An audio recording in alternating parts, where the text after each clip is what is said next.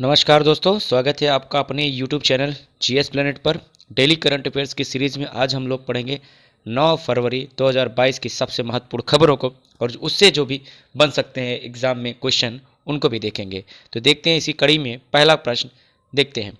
हाल ही में किसे जेएनयू का नया वाइस चांसलर नियुक्त किया गया है? वाइस चांसलर बोले तो कुलपति, ठीक है। Who has been appointed new vice chancellor of JNU. JNU आपको पता है जवाहरलाल यूनिवर्सिटी जो कहाँ पे है, दिल्ली में है, और ये भारत की सबसे बेहतरीन यूनिवर्सिटी है, ठीक है, in terms of education, right, in terms of politics also, लेकिन ठीक है, सबसे बेहतरीन यूनिवर्सिटी है भारत की। और इसके अभी वाइस चांसलर कौन बनी है, और ये पहली बार ऐसा हुआ है कि एक महिला इस जेएनयू को, मतलब इस यूनिवर्सिटी को संचालित करेगी, और उनका नाम है शांति श्री पंडित। क्या नाम है? शांति श्री पंडित। याद करिए, कल मैंने आपको पढ़ाया था कि जगदीश कुमार जी इसके पहले जेएनयू के क्या हुआ करते थे, वाइस चांसलर, जो कि अब यूजीसी के चेयरमैन बना दिए गए हैं। तो उनकी जगह खाली थी, तो इसलिए अब शांति श्री पंडित जी को यहाँ पर नियुक्त किया गया है, ठीक है। शांति Shri Dhulpati Pandit, a political science professor at Savitribai Phule Pune University, has been appointed as the first women vice chancellor of JNU। ठीक है, पहली बार ऐसा हुआ है, तो इसलिए एग्जाम में ये प्रश्न बन सकता है, ठीक है। आपको पता होना चाहिए कि जेएनयू जो है हमेशा से ही टॉप क्लास यूनिवर्सिटी में आती रही है, भारत सरकार के खुद के सर्वे के अनुसार, ठीक है। अगला क्वेश्चन देखते हैं, दूसरा क्वेश्चन आज का, कि हाल ही में किसे एनसीईआरटी यानी national council of educational research technology का नया निदेशक कौन नियुक्त हुआ है? Who has been appointed the new director of NCERT. आपको पता है जितने ये सेंट्रल बोर्ड होते हैं, जैसे कि सीबीएसई बोर्ड, ठीक है, यहाँ पे जो पुस्तकें चलाई जाती हैं, जो बुक्स पब्लिश होते हैं, उसको कौन पब्लिश करती है? एनसीईआरटी। एनसीईआरटी पब्लिकेशन की ही बुक वहाँ पर चलती है, ठीक है। तो इसके जो अभी चेयरमैन निदेशक हुए हैं, आपको कौन हुए हैं? वो दिनेश प्रसाद सकलानी हुए। कौन है? डीपी सकलानी जी इसके चेयरमैन हुए। ये पहले उत्तराखंड के हेमवती नंदन बहुगुणा गढ़वाल विश्वविद्यालय में प्रोफेसर रह चुके हैं इतिहास के, ठीक है, इतिहास के जाने माने जानकार रहे हैं। इनको एनसीईआरटी का डायरेक्टर बनाया गया है। एनसीईआरटी हमने आपको बताया एक काउंसिल है जो कि क्या करता है, एजुकेशन सेक्टर में रिसर्च करता है और रिसर्च को बढ़ावा देने के लिए काम करता है, एजुकेशन एंड टेक्नोलॉजी, ठीक है, यहाँ पर, ठीक है। इसका गठन कब हुआ था? 1961 में हुआ था। तब से ये लगातार काम कर रहे हैं, तो इसके निदेशक बने हैं, ठीक है। एग्जाम में प्रश्न बन सकता है। तीसरा क्वेश्चन आज का है कि इंडिया प्रेस फ्रीडम रिपोर्ट 2021 के अनुसार कौन सा राज्य या यूनियन टेरिटरी पत्रकारों के लिए सबसे असुरक्षित है? Which state union territory is the most unsafe place for journalist as per India press freedom report 2021, ठीक है। तो ये उत्तर प्रदेश, जम्मू कश्मीर, उत्तराखंड या त्रिपुरा, कौन सा होगा? तो सही आंसर उसका होगा जम्मू कश्मीर। तो जम्मू कश्मीर जो है पत्रकारों के लिए सबसे अनसेफ माना गया इस रिपोर्ट के अनुसार। देखते हैं, तो भारत प्रेस स्वतंत्रता रिपोर्ट 2021 में जम्मू कश्मीर अव्वल, ठीक है, जम्मू कश्मीर ने टॉप किया। तो इसका मतलब ये नहीं है कि यहाँ पे सबसे ज़्यादा फ्रीडम है, नहीं। देखिए ये में क्या है कि 2021 के हाल ही में rights and risk analysis group द्वारा जारी की गई ये रिपोर्ट है। इसके अनुसार देश में 13 मीडिया हाउस और अखबारों को निशाना बनाया गया, 108 पत्रकारों पर हमला किया गया, 6 पत्रकार मारे गए। जम्मू कश्मीर, उत्तर प्रदेश, मध्य प्रदेश और त्रिपुरा, ये 4 राज्य में सबसे ज़्यादा पत्रकारों पर हमले हुए। तो जम्मू कश्मीर के बाद अपना उत्तर प्रदेश आता है, उत्तर प्रदेश के बाद मध्य प्रदेश आता है, ठीक है। तो यहाँ पर भी प्रश्न बन सकते हैं। और आपको पता है पत्रकारों के लिए वैसे भी भारत अब अनसेफ प्लेस बनता जा रहा है, क्योंकि यहाँ पे 2 तरह के पत्रकार बन गए हैं। एक है जो सरकार के विरोधी हैं और एक जो सरकार के समर्थक है। निष्पक्ष पत्रकार बहुत कम आपको देखने को मिलेंगे, ठीक है। वैसे ज़्यादातर सरकार के समर्थक वाले ज़्यादा, चाटुकार ज़्यादा हो चुके हैं इस समय, जो जी हजूरी में लगे हुए हैं, चरण वंदना में लगे हुए हैं, ठीक है। पत्रकार थोड़ा बहुत आलोचना चल भी सकता है, लेकिन चारण बंधन वाले नहीं चलने चाहिए। लेकिन ठीक है, सबकी अपनी रोजी रोटी चलाते रहने चाहिए, चरण बंधना से काम चलता है तो चलते रहना चाहिए, ठीक है।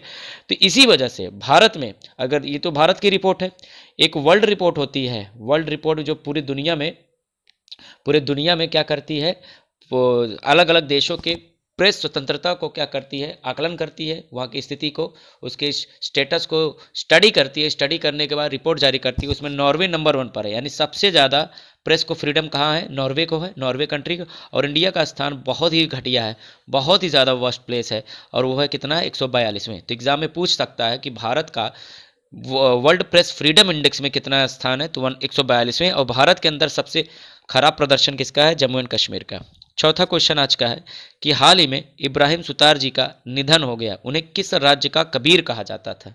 Recently Ibrahim Sutar died, he was considered the Kabir of which state? Exam में जानते हो ओबिट्री की जितने भी क्वेश्चन होते हैं, ओबिट्री मतलब डेथ वाले जितने केसेस होते हैं उनको जो है अक्सर एग्जाम में प्रश्न बन सकता है, तो इसलिए आपको ध्यान रखना चाहिए, ठीक है, ऐसे क्वेश्चन पे, ठीक है, क्लियर है। तो आपसे ये प्रश्न बन सकता है कि हाल ही में इब्राहिम सुतार जी का निधन हो गया, ये किस राज्य के कबीर कहलाते थे? Recently Ibrahim Sutar died, he was considered the Kabir of which state?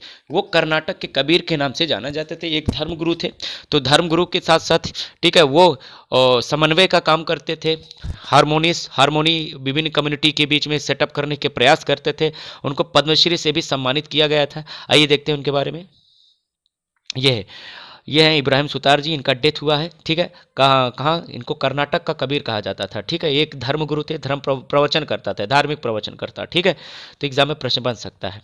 पांचवा क्वेश्चन आज का है कि ऑस्कर 2022 के लिए कौन सी भारतीय डॉक्यूमेंट्री फिल्म नॉमिनेट हुई है? Which documentary film has been nominated in Oscar 2022? ठीक है, Jai Bhim, writing with fire, super deluxe या मरक्कर, ये सब अपने आप में बेहतरीन फिल्में हैं, ठीक है। हालांकि इनमें से जो है जो नॉमिनेट हुई है वो कौन सी हुई है? राइटिंग विथ फायर के लिए हुई, डॉक्यूमेंट्री कैटेगरी में, फिल्म की कैटेगरी में नहीं है, ठीक है। आइए देखते हैं, ये है वो डॉक्यूमेंट्री फिल्म। डॉक्यूमेंट्री फिल्म किसे कहते हैं?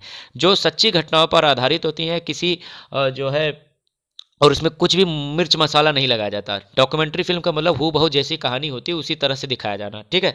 तो इस केस में एक तरह का एक फिल्म बनी थी राइटिंग विथ पावर, जिसमें दलित महिलाओं के अखबार छापने की पूरी कहानी है, ठीक है।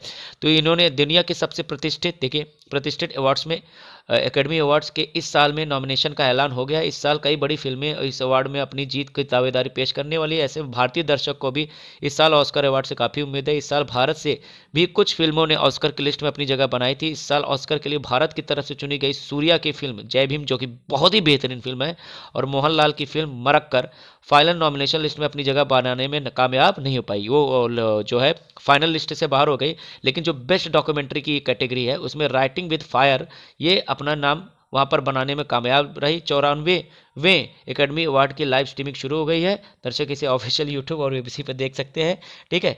और ये दलित महिलाओं के जो अखबार चलाने को लेकर जो समस्याएं आ रही थी उनके ऊपर ये एक डॉक्यूमेंट्री फिल्म है, ठीक है। कभी ये मौका मिले तो ज़रूर देखिएगा, ठीक है। देखिए आज ज़्यादा क्वेश्चन थे नहीं में, ठीक है, तो जितने थे उसमें मैंने छांट के क्वेश्चन डाले हैं। देखिए मेरा काम आपका काम बढ़ाना नहीं है, मेरा काम आपका काम आसान करना है, ठीक है।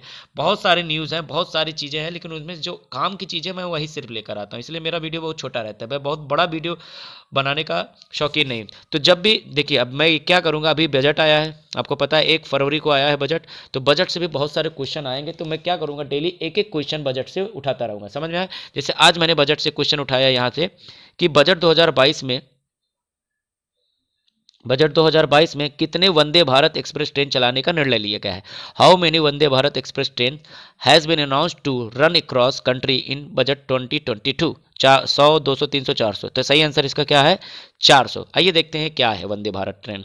वंदे भारत एक तरह का जो है एडवांस ट्रेन है अपने आप में, ठीक है। ये इसकी अगर हम बात करें, जो हमारे देश की सबसे तेज चलने वाली ट्रेन हुआ करती थी शताब्दी, उसकी जगह यह लाया गया है। लेकिन हालांकि अभी शताब्दी चल रही है, ठीक है।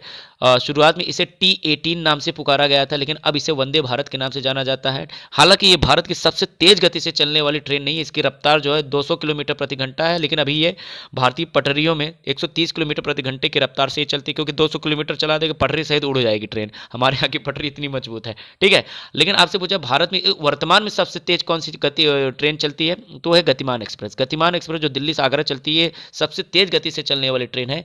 उसके बाद है तेजस और गतिमान, ये 2 ट्रेन हैं जो कि सबसे तेज चलती हैं। ये अभी उतनी तेज नहीं चलती है, ठीक है, लेकिन ये लग्जरी ट्रेन है एक तरह से, देख रहे हैं, ठीक है। किसकी बनावट एकदम मेट्रो की तरह है, और इसमें दरवाजे ऑटोमेटिकली ओपन होते हैं, ठीक है। 400 वंदे भारत ये चलाए जाएंगे, ठीक है। अच्छा, ये घोषणा तो हो गई, लेकिन ये कब तक हो गए, ये आपको जो है कहाँ तक है आपको बता दें कि ये पिछले अगले 3 सालों में 400 ट्रेन चलाने की बात की गई है।